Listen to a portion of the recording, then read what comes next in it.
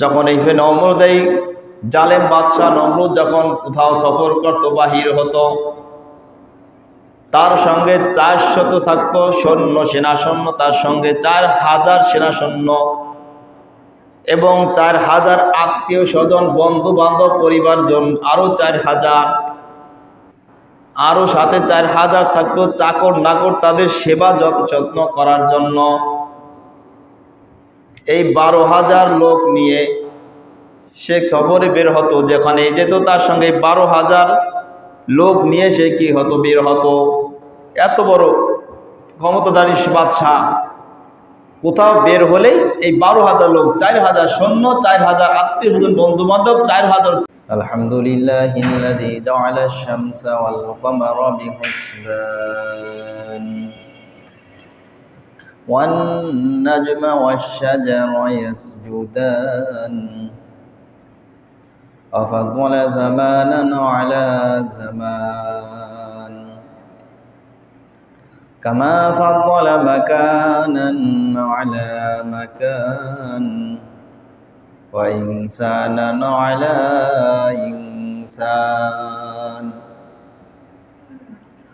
وأشهد أن لا إله إلا الله وحده لا شريك له ونشهد أن سيدنا وسندنا وحبيب قلوب ربنا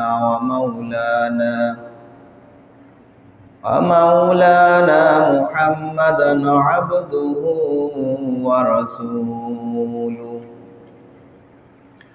صلى الله تعالى عليه وعلى آله وصحبه وبارك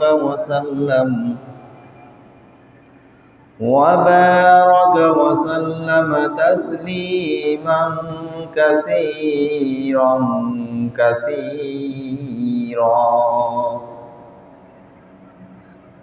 أما بعد فقد قال الله تبارك وتعالى في كلامه المجيد والفرقان الحميد أعوذ بالله من الشيطان الرجيم بسم الله الرحمن الرحيم وإذ قال إبراهيم لأبيه آزر أتتخذ أصناما آلهة فقال رسول الله صلى الله عليه وسلم اللهم إنك في السماء واحد وأنا في الأرض واحد أعبدك وقال شاعر يمانة چند روزہ نجد ماست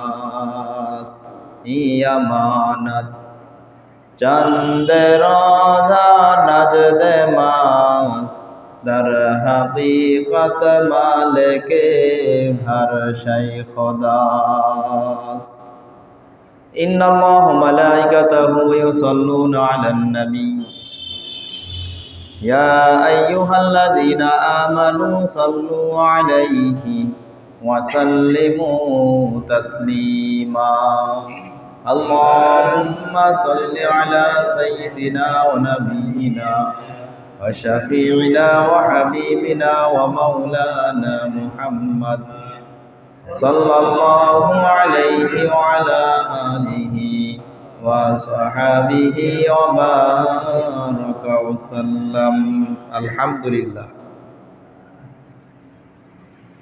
আল্লাহ রাব্বুল আলামিনের দরবারে লাখ কোটি শুকর, যে মহান সুবহানাহু ওয়া তাআলা আমাদেরকে দুনিয়ার অগণিত মানুষের মধ্য থেকে যাচাই বাছাই করিয়া সমস্ত কাজ কর্ম থেকে ফারাক করিয়া সর্বপ্রকার বিপদ আপদ থেকে হেফাজত করিয়া এই ফিতনা ফাসাদের জামানায়, ফিতনা ফাসাদের যুগে মানুষ নেক কাজ ছাড়া প্রতিযোগিতায় লিপ্ত, গুনাহের মধ্যে লিপ্ত। এমনই ফিতনা ফাসাদের জামানায় আল্লাহ সুবহানাহু ওয়া তাআলা আমাদেরকে দয়া করে, ভালোবেসে, মহব্বত করে প্রতি জুমার ন্যায় আজও তারই ঘর মসজিদে আসার ও বসার তৌফিক দান করেছেন। এজন্য অন্তর থেকে কালিমাতুশ শুকুর আদায় করি, আলহামদুলিল্লাহ। যখনই আল্লাহ রাব্বুল আলামিনের প্রশংসা স্বরূপ মুখে যখন প্রকাশ করব আলহামদুলিল্লাহ বলে, তখন মনে মনে চিন্তা করব যে আমাকে আল্লাহ রাব্বুল আলামিন তাদের থেকে বেশি ভালোবাসছেন যাদেরকে আল্লাহ রাব্বুল আলামিন তার গোলামির জন্য কবুল করেন নাই। এই নিয়ামতের কথা স্মরণ করে আলহামদুলিল্লাহ বলবো, খুশির সহিত বলবো। দুনিয়ার কোন একটা লাভ, কোন একটা কাজের মধ্যে সফলতা অর্জন হলে, কোন একটা লাভমূলক কাজ যখন আমি উদ্ধার করতে পারি, মনের চাহিদা যখন পূরণ হয়, যে একটা মনের মধ্যে আনন্দিত হয়, ওইভাবে আনন্দের সঙ্গে আল্লাহর নিয়ামতের কথা স্মরণ করে শুকরিয়া আদায় করব। শুধু এই দুই ঠোঁট থেকে শুধু আওয়াজ বের করার নামই প্রশংসা নয়, প্রশংসিত আনন্দের সহিত শুকরিয়া আদায় করা, খুশির সহিত। যদি খুশিটা যদি উপলব্ধি করতে না পারি, শুধু মুখে আলহামদুলিল্লাহ যদি বলি, তার ওটার ওজনে ভারী হবে না। আখলিস দীনাকা ইয়াকফিকাল আমালুল কলিল। আমল যদি অল্প আমলও করি, পাহাড় পরিমাণ আমল আমার নাই, করতে পারি না বা করি না, কিন্তু আমল করি অল্প, কিন্তু ইখলাসের সহিত করি। অল্প আমল কিন্তু ইখলাসে পরিপূর্ণ, এই অল্প আমল আমার আপনার জন্য নাজাতের পথ সহজ হয়ে যায়। শুকরিয়াটা একটা ইবাদত। শুকরিয়া এটা একটা ইবাদত। মুসলমানের এমন কোনো পদক্ষেপ নাই সেটা ইবাদত হবে না। যদি ইবাদতই না হয়, সে তো মুসলমানের মধ্যে পরিপূর্ণতা অর্জন করতে পারে নাই। মুসলমানের জিন্দেগি তো জন্ম থেকে মৃত্যু পর্যন্ত, এই মধ্যবর্তী সময়টা যাহা কিছু করবে, ওটাই যদি আল্লাহর কাছে যদি ইবাদত হিসেবে গণ্য না হয়, তাহলে তো মুসলমান পরিপূর্ণ হতে পারি নাই। যেইভাবে মুসলমান হয়ে আল্লাহ রাব্বুল আলামিন বলছেন, তোমরা কবরে মুসলমান না হয় কবরে এসো না। যদি ওইরকম মুসলমান হইতে কবরে যেতে হয়, তাহলে আমার প্রতিটা কাজ, প্রতিটা পদক্ষেপ আমার ওইভাবে হতে হবে। যেই কাজটা করব ওটাই হবে মুসলমানের জন্য, ইমানদারের জন্য নেক আমল। যদি না হয়, তাহলে আমি আপনি পরিপূর্ণ মুসলমান এখনো হতে পারি নাই, পরিপূর্ণ ঈমান অর্জন করতে পারি নাই। তাহলে শুকরিয়া আদায় করা এটা একটা নেক আমল। লা ইন শাকারতুম লাযিদান্নাকুম। আল্লাহর নিয়ামতে যখন ভোগ করব, আল্লাহর নিয়ামতের মধ্যে ডুবে রইব। আর এমন কোনো মাখলুক তো নাই যে আল্লাহর নিয়ামত ছাড়া রয়েছে। প্রত্যেকটা মাখলুক আল্লাহর নিয়ামতের মধ্যে ডুবে রয়েছে। আর এই নিয়ামতের মধ্যে ডুবে, ইচ্ছাই হোক অনিচ্ছাই হোক, আল্লাহর নিয়ামত অটোমেটিক আমি আপনি ভোগ করতেছি। কিন্তু শুকরিয়া আদায়ের সময় তো আনন্দের সহিত, আনন্দের সঙ্গে যখন প্রকাশ করবে, এটা ইখলাসে পরিপূর্ণ হবে। আর ইখলাস যখন পরিপূর্ণর সঙ্গে যদি আমল ছোট্ট হয়, অল্প হয়, এই আমলটা আমাকে আপনাকে জান্নাতে পৌঁছানোর জন্য কি যথেষ্ট হয়ে যাবে।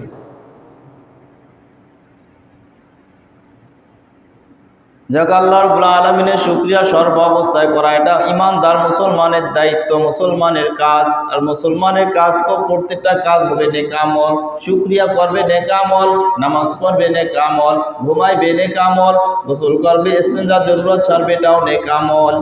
এটার নাম মুসলমান। এটার নামই মুসলমানিত্ব, যে যাহা কিছু করবে নিজ প্রয়োজনও যদি হয় ওটাও হবে আল্লাহর জন্য। আর যখন ওটা আল্লাহর জন্য হবে তখন ওটা নেক আমলে গণ্য হবে, আর নেক আমলটা তার নেকির পাল্লাটা ভারী করে। জন্য বর্তমান চলতেছে আজ কি শাওয়াল মাস, শাওয়ালের পরে জিলকদ মাস চলমান, জিলকদ মাসের পর আসতেছে জিলহজ মাস। হযরত ইব্রাহিম আলাইহিস সালামের কিছু ঘটনা, জন্মের পূর্বে কিছু পূর্বকার ঘটনা। তখনকার বাদশা ছিল নমরুদ বাদশা। প্রায় সারা দুনিয়ার মধ্যে বড় বড় 4 জন বাদশা ছিল যারা প্রায় সমগ্র পৃথিবী অর্ধ জাহান পরিচালনা করেছেন, রাজত্ব করেছেন। এই 4 জন বড় বড় বাদশার মধ্যে 2 জন বাদশা হচ্ছে মুসলমান আর বাকি 2 বাদশা হচ্ছে বেঈমান। 2 জন বাদশা যারা মুসলমান, ইমানের সাথে আল্লাহর হুকুম জমিনের মধ্যে কি বাস্তবায়ন করেছেন, তাদের মধ্যে একজন হচ্ছে হযরত সুলাইমান আলাইহিস সালাতু ওয়াস সালাম, আর একজন সেকান্দার জুলকারনাইন। এই 2 বাদশা যারা অর্ধ জাহান পরিচালনা করেছেন, প্রায় সমগ্র বিশ্ব কি করেছে পরিচালনা করেছেন আল্লাহর হুকুম অনুযায়ী। আর বাকি 2 বাদশা ছিল বেঈমান। তারা ইসলামকে নিশ্চিহ্ন করার জন্য, ধর্মের সমস্ত হুকুমকে বিলীন করার জন্য তারা তাদের ক্ষমতাকে প্রয়োগ করেছে, ব্যবহার করেছে। তাদের মধ্যে একজন হচ্ছে বাদশা নমরুদ, আর একজন হচ্ছে বখতে নসর। এই 2 বাদশা, এটা বেঈমান 2 বাদশা। তাদের রাজত্ব, তাদের ক্ষমতাটাকে ব্যবহার করেছে ধর্মকে বিলুপ্ত করে নিজের মন গড়া জিন্দেগি, নিজের মন গড়া ইবাদত, নিজের দাসত্ব, মানুষকে দাসত্ব বানার জন্য, নিজের দাসে পরিণত করার জন্য যেইভাবে মন চাইছে ওইভাবে ক্ষমতাটাকে ব্যবহার করেছে। তারা ব্যবহার করেছে, কিন্তু তাদেরকে আল্লাহ রাব্বুল আলামিন একটা সময় সুযোগ দিয়েছিল। কারণ আল্লাহ রাব্বুল আলামিন সকলকে যদি পাপ করার সাথে সাথে যদি আল্লাহ রাব্বুল আলামিন শাস্তি দিত, তা দুনিয়াটাই তো সব শুধরানোর জায়গা হয়ে যেত। এই জন্য আল্লাহ রাব্বুল আলামিন তো সুযোগ দেন, অর্থাৎ ছাড় দেন, ছেড়ে দেন না। এটা আল্লাহ রাব্বুল আলামিন কোরআনে ঘোষণা করেছেন, ইন্নামা নুমলি লাহুম লিয়াজদাদু ইসমা ওয়া লাহুম আযাবুম মুহিন।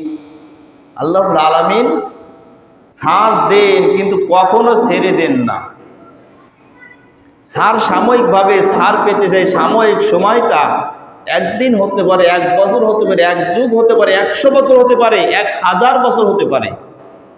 এই ছাড় দেওয়াটা কি সুযোগ, এই সুযোগটা তার জন্য দুনিয়া সাময়িক সময়ের জন্য হতে পারে, কিন্তু আল্লাহ কখনো তাদেরকে ছেড়ে দিবেন না, অবশ্যই তাদেরকে পাকড়াও করবেনই করবেন, আজ হোক অথবা কাল। মানুষ যদি ইতিহাস যদি অতীত থেকে শিক্ষা গ্রহণ না করতে পারে, তাহলে তার জন্য সুপথ সিরাতুল মুস্তাকিম পথে চলা তার জন্য কঠিন হয়ে যাবে। চাইলেই যে ইহদিনাস সিরাতাল মুস্তাকিম আমরা 5 ওয়াক্ত নামাজের মধ্যে পড়ি, এই পথেও চলা তার জন্য কঠিন হয়ে যাবে। কারণ ইতিহাস থেকে যে শিক্ষা নেয় না, সে বাস্তবে কি সঠিক পথ খুঁজে পাওয়া তার জন্য কাঁটাযুক্ত পথের থেকেও কি আরো কঠিন।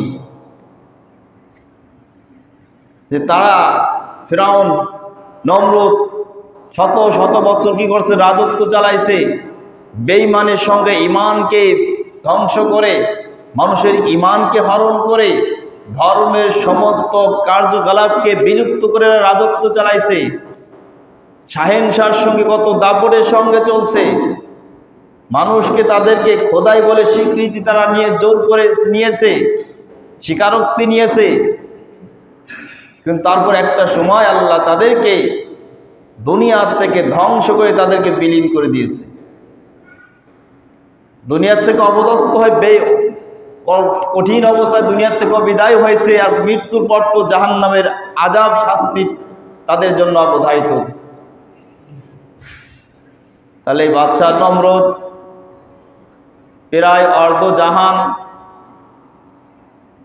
এইভাবে পরিচালনা করছে, রাজত্ব করছে। তার শাসন বলেতে নিজেকে খোদাই বলে দাপন ঘোষণা করেছে। তাকে যে খোদাই বলে স্বীকার করতো না, তাকে কি করতো? কতল করা হতো, তাকে মেরে ফেলা হতো। এই নমরুদ বাদশাহ যখন তার যে সিংহাসন বসবে, সিংহাসন বানাইলো স্বর্ণ রূপা হীরা জহরত বর্বর দামি দামি স্বর্ণমণি মুক্তা দিয়া এত বড় একটা সিংহাসন বানাইলো যে সিংহাসন বহন করতে 4টা হাতির প্রয়োজন হয়। এত বড় সিংহাসন স্বর্ণ রূপা হীরা জহরত দিয়ে বানাইলো। বিভিন্ন জায়গা থেকে বড় বড় কারিগর এনে বিশাল এক সিংহাসন বানাইলো, যে সিংহাসন বহন করতে হাতির প্রয়োজন হয়, মানুষের দ্বারা সম্ভব নয়। যখন এই নমরুদ, এই জালেম বাদশাহ নমরুদ যখন কোথাও সফর করতো, বাহির হতো, তার সঙ্গে 400 থাকতো সৈন্য, সেনা সৈন্য, তার সঙ্গে 4000 সেনা সৈন্য এবং 4000 আত্মীয় স্বজন বন্ধু বান্ধব পরিবারজন আরো 4000, আরো সাথে 4000 থাকতো চাকর নাকর তাদের সেবা যত্ন করার জন্য। এই 12,000 লোক নিয়ে সে সফরে বের হতো। যেখানে যেত তার সঙ্গে 12,000 লোক নিয়ে সে কি হতো? বের হতো। এত বড় ক্ষমতাধারী বাদশাহ কোথাও বের হলেই এই 12,000 লোক, 4000 সৈন্য, 4000 আত্মীয় স্বজন বন্ধু বান্ধব, 4000 চাকর নাকর, এইভাবে 12,000 লোক নিয়ে কি সে কি পথ অতিক্রম করত।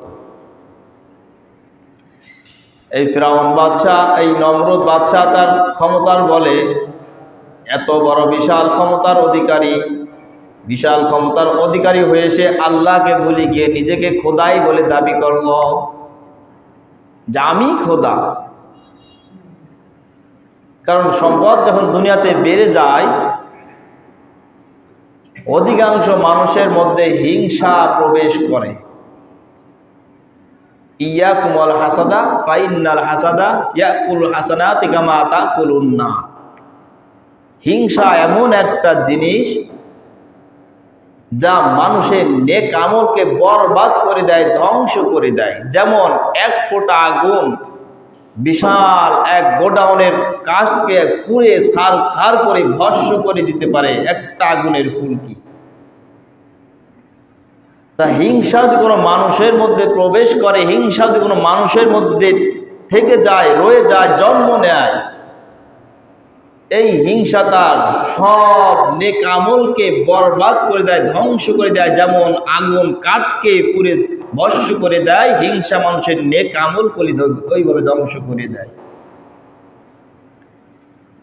নমরুদ বাদশাহ নমরুদ এখন নিজেকে খোদাই বলে দাবি করল।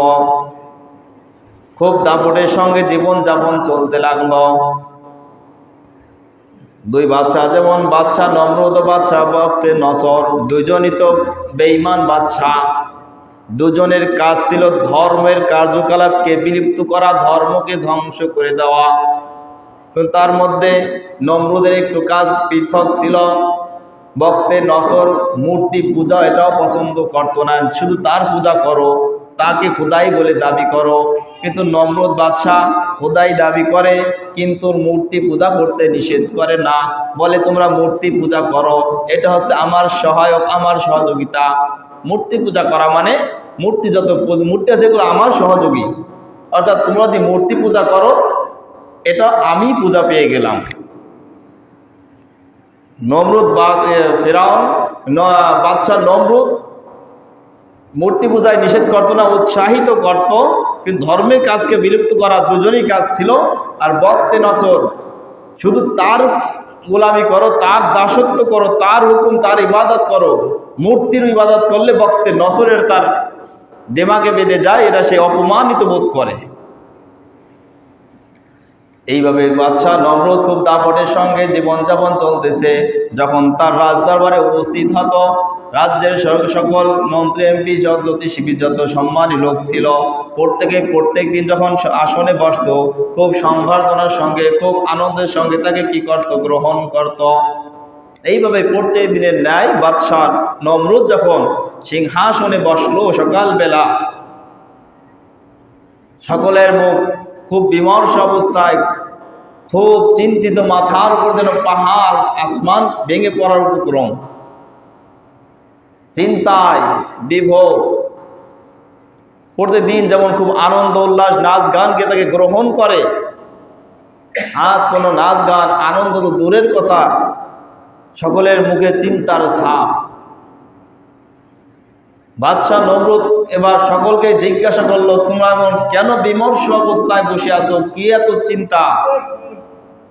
কোন চিন্তা তোমাদেরকে সব আনন্দ উল্লাসকে একেবারে বিলীন করে দিয়েছে? এইবার দরবারে যে সমস্ত জ্যোতিষীবিদগণ ছিল তারা উত্তর দিল, মহারাজ, আজ এমন একটা নক্ষত্র দেখেছি যে নক্ষত্র জীবনে আমাদের চোখে পড়ে নাই, আকাশেও উদীয়মান হয় নাই। আজ পূর্ব দিগন্তে এমন একটা নক্ষত্র দেখেছি যে নক্ষত্রটা একটা অশুভ মনে হইতেছে।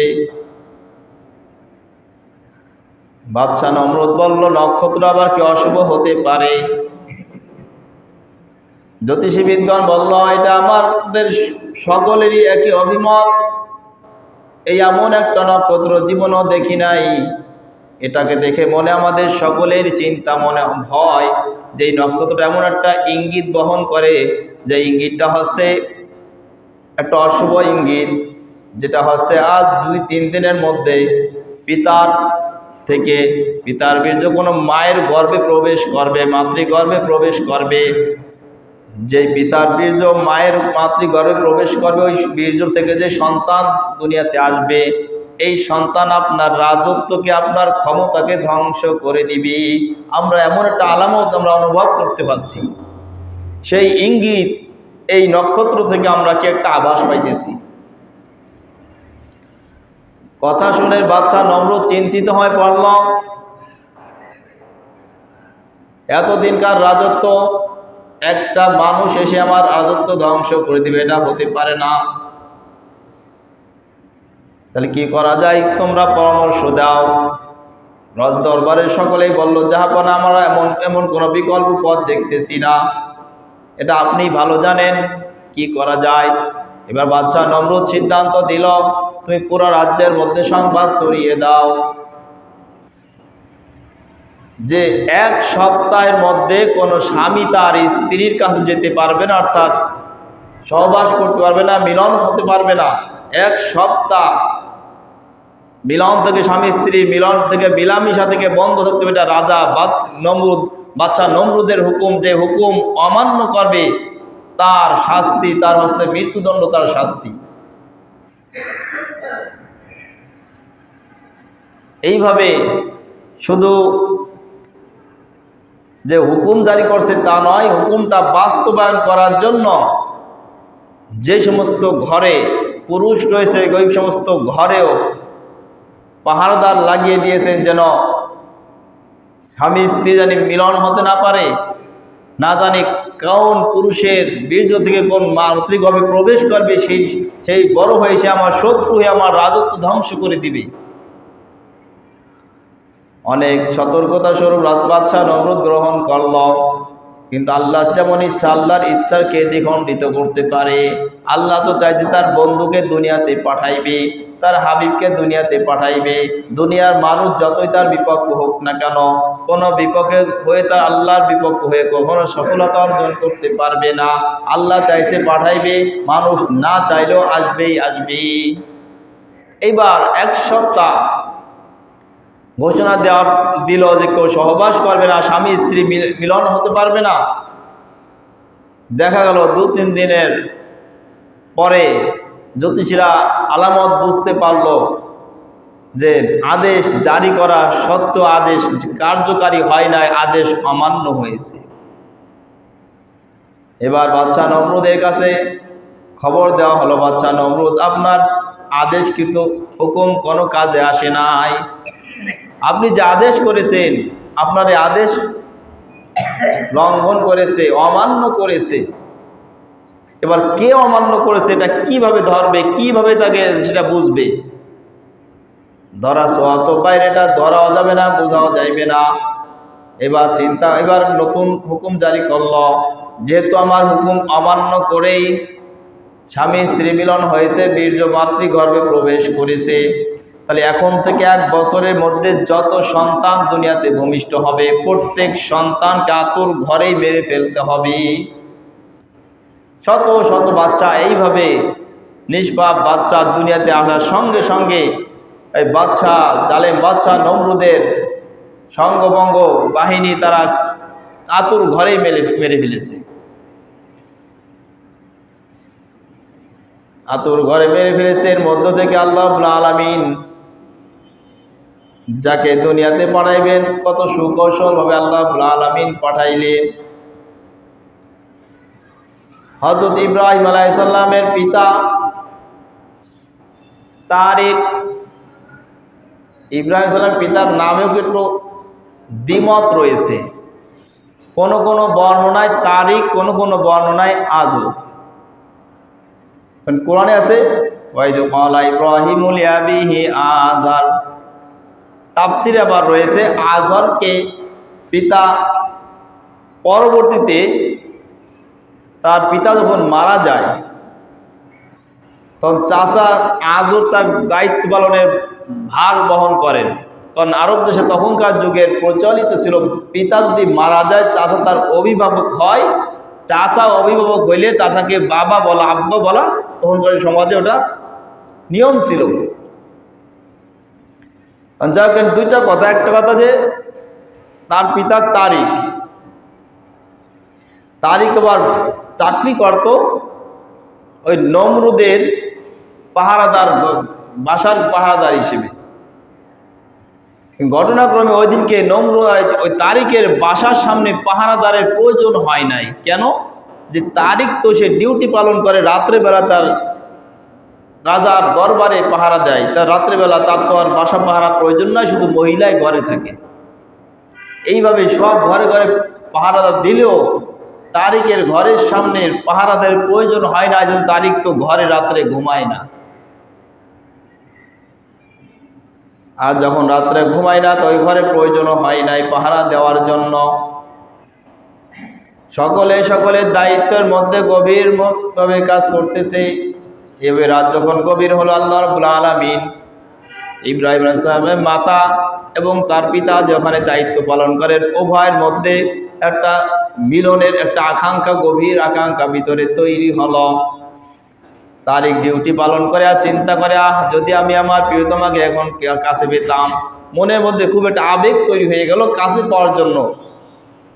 কিন্তু বাচ্চার হুকুম, এখন তো ডিউটি চাকরি করে, আবার হুকুম অমান্য করলে তো মৃত্যু নির্ধারিত, যেতেও পারে না, চাকরিও সেরকম যেতে পারে না, প্রোগ্রামটা গোপনে হয়ে যেতেও পারে না।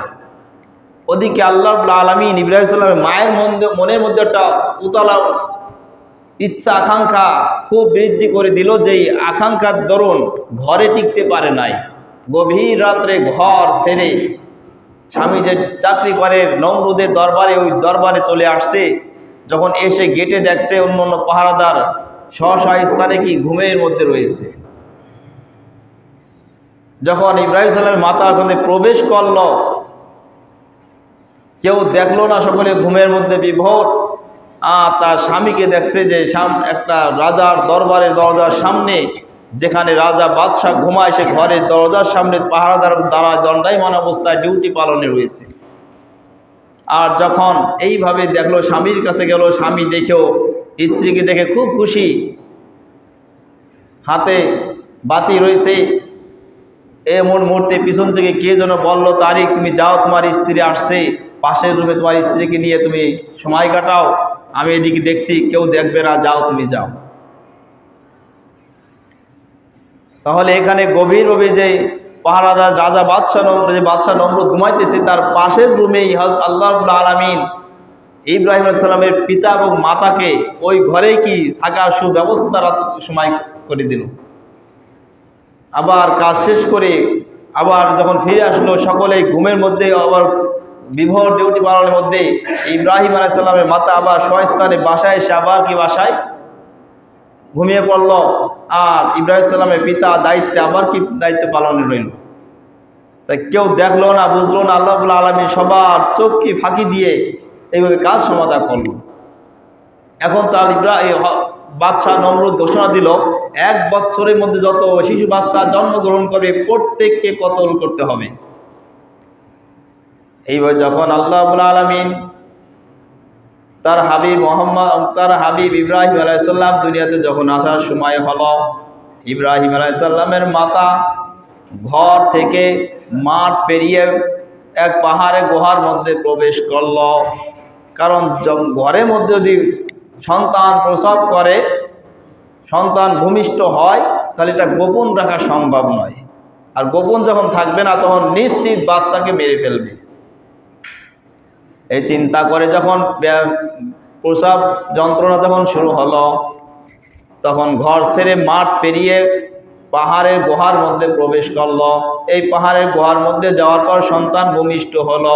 যখন সন্তান ভূমিষ্ঠ হয়, এত চেহারা এত উজ্জ্বল যে অন্ধকার গুহার মধ্যে অন্ধকার দূর হয়ে গেল। এত ওই মুখের চেহারা, এত নূর আল্লাহ দিয়েছেন যে গুহার মধ্যে জন্মগ্রহণ করলো, সেই গুহাটা আলোকিত হয়ে গেল আলো ছাড়াই মুখের জ্যোতিতে। কিছুক্ষণ অনেক সময় বাচ্চার দিকে রইল, বাচ্চার ক্ষেত্রে সেবা শুশ্রূষা করলো, সেবা যত্ন নিল।